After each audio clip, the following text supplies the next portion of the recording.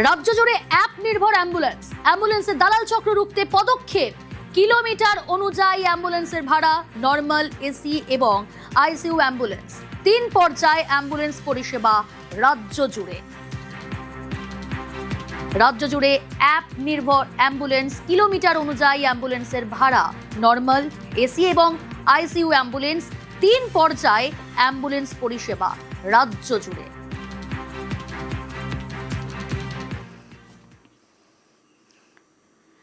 বিধানসভায় বিরোধীদের বাক স্বাধীনতা, সৌজন্যে মুখ্যমন্ত্রী শুভেন্দু অধিকারী। একই সঙ্গে তিনি দিলেন শর্তাধীন আশ্বাস, ভোট পরবর্তী অশান্তিতে কেউ ঘরছাড়া হলে বাড়ি ফেরানো হবে, তবে 21-এর ভোট পরবর্তী অশান্তির সঙ্গে জড়িত থাকলে তাকে রেয়াত করা হবে না।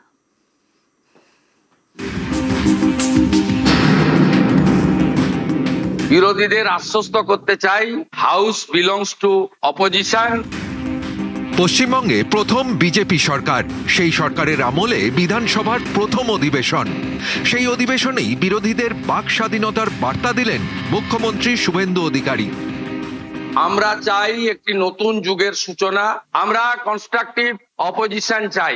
আমরা চাই না কোনো বিধায়ক শারীরিকভাবে নিগৃহীত হয়ে কোনো হসপিটালে বা ডাক্তারের কাছে যাক। এটা মারামারি করার জায়গা নয়। বিরোধীদের আশ্বস্ত করতে চাই, হাউস বিলংস টু অপোজিশন। সংখ্যায় আপনারা অনেক কম হলেও আমরা 50-50 যে ভাগ আছে, আপনাদের বেশি করে বলার সুযোগ যাতে অধ্যক্ষ দেন সরকার এবং সরকারি দলের, সেই ব্যবস্থা থাকবে। শুক্রবার অধিবেশনের শুরুর দিকে বলতে ওঠেন বিরোধী দলনেতা শোভনদেব চট্টোপাধ্যায়। ভোট পরবর্তী অশান্তির অভিযোগ তোলেন তিনি। আজকে আমাদের অসংখ্য মানুষের বাড়ি ছাড়া, অসংখ্য মানুষের বাড়ি ভেঙে পড়েছে। প্রতিবাদ জানাতে শুরু করেন বিজেপির বিধায়করা। মাননীয় সদস্যরা, আমি আপনাদের বলছি, আজকে ওনারা এজেন্ডার বাইরে গিয়ে বলছেন, আপনারা শুনুন, বাধা দেবেন না, ঠিক যথাসময়ে উত্তর সরকার দিয়ে দেবে। মুখ্যমন্ত্রীর বার্তার পর ফের বলতে ওঠেন বিরোধী দলনেতা। আজকে বলা হয়েছিল ভয় চলে যাবে, ভরসা আসবে। আজকে ভরসা নেই, কিন্তু ভয় 4 গুণ বেড়ে গেছে। বহু মানুষ ঘরছাড়া হয়ে আছে। আজকে আমি মুখ্যমন্ত্রীর কাছে অনুরোধ করব, আজকে আপনারা সেই ব্যবস্থা করুন যাতে করে ভরসা ফিরে আসে, মানুষ তার নিজের বাড়িতে ফিরতে পারে। বিরোধী দলনেতাকে বলতে দেওয়া হয়, তার বক্তব্য শোনেন মুখ্যমন্ত্রী, তারপর বলতে ওঠেন। যদি কেউ ঘর ছাড়া থাকে, আপনি মাননীয় ডিজিপির কাছে তালিকা দেবেন, কিন্তু শর্ত একটাই, ওই ব্যক্তির বিরুদ্ধে 2021 সালে নির্বাচন পরবর্তী সন্ত্রাসের যে 12,500 এফআইআর হয়েছিল, তার কোনো অভিযোগ নেই। একদম পরিষ্কার শর্ত, আপনি তালিকা দেবেন। তার মধ্যে যদি সম্মানীয় রাজনৈতিক ব্যক্তিত্ব থাকে যাদের বিরুদ্ধে 2021-এর পোস্টপোল ভায়োলেন্সের অভিযোগ নেই, তাকে সসম্মানে এলাকার বিজেপির বিধায়ক এবং এসপি গিয়ে বাড়িতে ঢুকিয়ে দিয়ে আসবে। আর যদি 2021-এর পোস্টপোল ভায়োলেন্সের অভিযোগ থাকে, তাকে সরাসরি জেলে যেতে হবে। 2021-এ তৃণমূলের জয়ের পর ভোট পরবর্তী অশান্তিতে রক্তাক্ত হয়েছিল বাংলার নানা প্রান্ত। সবথেকে বেশি অভিযোগ ওঠে কোচবিহার, বীরভূম, উত্তর এবং দক্ষিণ 24 পরগনা থেকে। সারা নানুরের এবং বীরভূমের একাধিক জেলায়, আমার ময়ূরেশ্বরের বিভিন্ন এলাকাতেও যেভাবে পোস্টপোল ভায়োলেন্সের শিকার হয়েছিল আমাদের ছেলেরা, ঘর ছাড়া হয়েছিল, সে অবর্ণনীয় অত্যাচার এবং অমানবিক এবং হিংসা সেই সময় যারা যে সন্ত্রাস করেছিল, সেই সন্ত্রাসকারী মানুষকে আমরা এমনি সহজেই ছেড়ে দেব না। তুফানগঞ্জের মানুষ, কোচবিহারের মানুষ, দিনহাটার মানুষ, জলপাইগুড়ির মানুষ, কেউ এখনো, উত্তরবঙ্গের মানুষ এখনো ভুলতে পারছে না। তারা যে বাড়িঘর ভেঙেছে, এমনকি ছোট শিশু ছিল তাদের এমনভাবে বাড়ি ভাঙা হয়েছে, তাদের যে বাচ্চাকে দুধ খাওয়াবে তার চামচটা অবধি রাখেনি। সেগুলো মানুষ ভুলে যায়নি। কাতারে কাতারে মানুষ, হাজার হাজার মানুষ সব পালিয়ে গেছে আসামে। দিনের পর দিন, মাসের পর মাস তাদের ক্যাম্পে থেকেছে।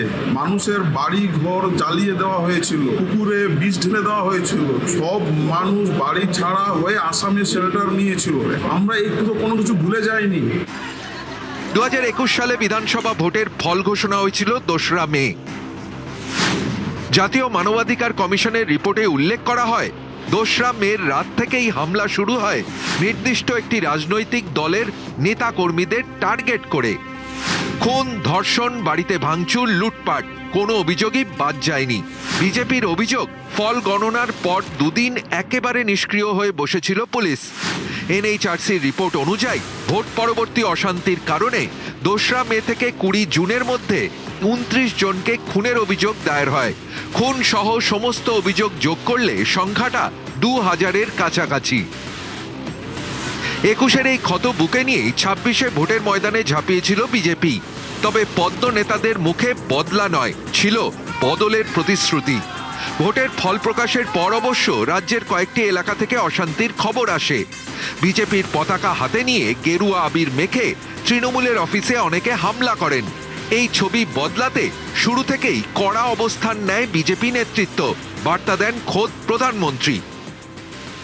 आज जब भाजपा जीती है तो बदला नहीं, बदलाव की बात होनी चाहिए। भय नहीं, भविष्य की बात होनी चाहिए। किसने किसे वोट दिया, किसे नहीं दिया, उससे ऊपर उठकर बंगाल की सेवा के लिए काम करें। বারবার শান্তির বার্তা দিয়েছেন বিজেপির রাজ্যের নেতারা। এবার বিধানসভায় দাঁড়িয়ে বিচারের বার্তা দিলেন মুখ্যমন্ত্রীও। একদম পরিষ্কার শর্ত, আপনি তালিকা দেবেন, তার মধ্যে যদি সম্মানীয় রাজনৈতিক ব্যক্তিত্ব থাকে যাদের বিরুদ্ধে 2021-এর পোস্টপোল ভায়োলেন্সের অভিযোগ নেই, তাকে সসম্মানে এলাকার বিজেপির বিধায়ক এবং এসপি গিয়ে বাড়িতে ঢুকিয়ে দিয়ে আসবে। আর যদি 2021-এর পোস্টপোল ভায়োলেন্সের অভিযোগ থাকে, তাকে সরাসরি জেলে যেতে হবে। নিউজ 18 বাংলা।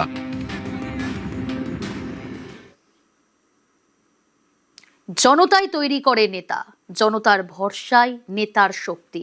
নেতা এবার জনতার মাঝে। জনতার মাঝে মুখ্যমন্ত্রী সরাসরি জনতার অভাব অভিযোগ শুনতে এবার জনতার দরবার করবেন মুখ্যমন্ত্রী শুভেন্দু অধিকারী। 1 জুন কলকাতা থেকে শুরু কর্মসূচি।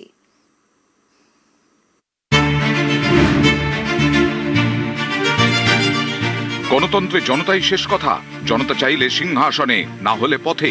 বিপুল জনমত নিয়ে বাংলায় প্রথমবার ক্ষমতায় এসেছে বিজেপি। এবার সরাসরি সেই জনতার মাঝেই যেতে চান মুখ্যমন্ত্রী।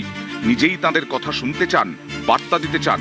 জনতার দরবারে মুখ্যমন্ত্রী শুভেন্দু অধিকারী।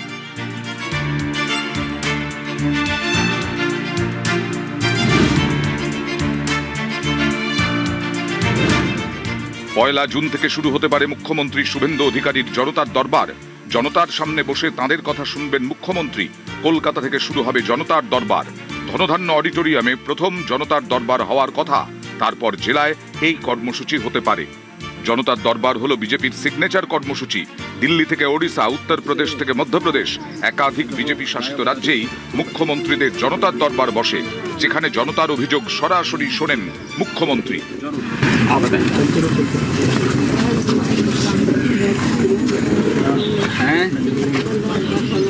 कहाँ पे? संत कबीर नगर में। जमीन आपकी है, इसको संत कबीर नगर में दो भाई, डेढ़ सबको। क्यों नहीं आपको नहीं मिली? पता है क्या बात है? मुख्यमंत्री का कथा शुणती किंतु दिव्यांग मानकर जो स्थिति बर्तमान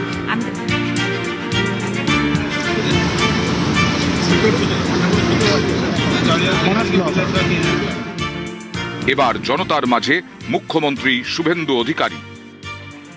বিজেপি শাসিত একাধিক রাজ্যে এই কর্মসূচি ইতিমধ্যেই চালু রয়েছে, আর এবার এ রাজ্যেও জনতার দরবার শুরু হতে চলেছে।